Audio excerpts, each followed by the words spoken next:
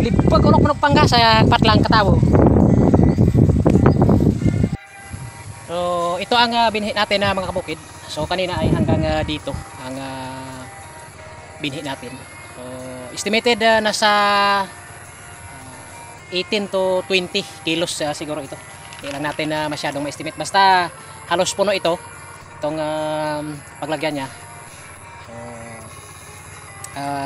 sana ay maganda ang timpla ng panahon mga kabukid para naman makabawi tayo ngayong cropping ng mais mga kabukid. So mamaya i-update ko kayo pag matapos na natin ito mga kabukid. So,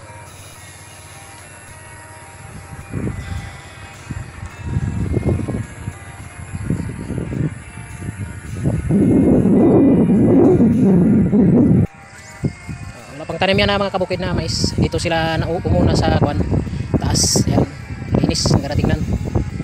Mataba rin ang lemongrass natin. Plus malakas din ang ihip ng hangin. Yan. Palay natin ang kailangan ng tubig. Ngunit medyo problema natin ngayon ay tubig.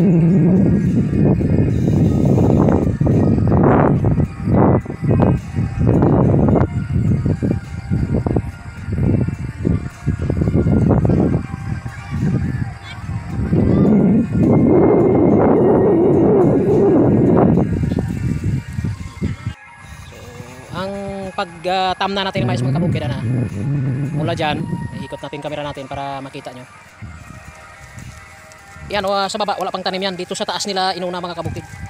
Doon sa yung pinaka dulo doon makikita nyo yung malinis na, tapos may natira pa na mga lilinisin natin. Malakit ang itatanim natin dyan mga kabukid. So ito dito.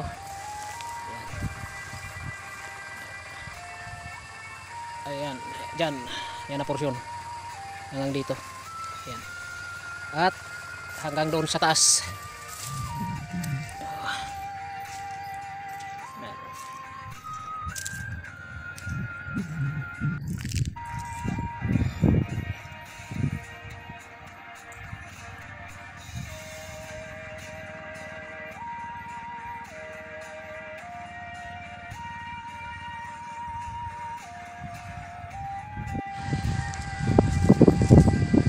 Kabukid nagtatanim ng mga tropa.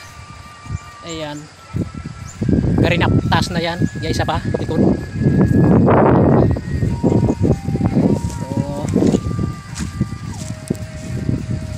hindi nyo tara pag target ta sa kuha ng patlang na kordya. May patlang na di kuha na lang pangkasila ka kuhan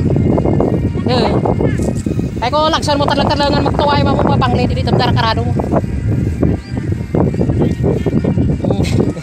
Ikaw lang tayo mo dyan nakuha ikuhan na parang di mag sarap.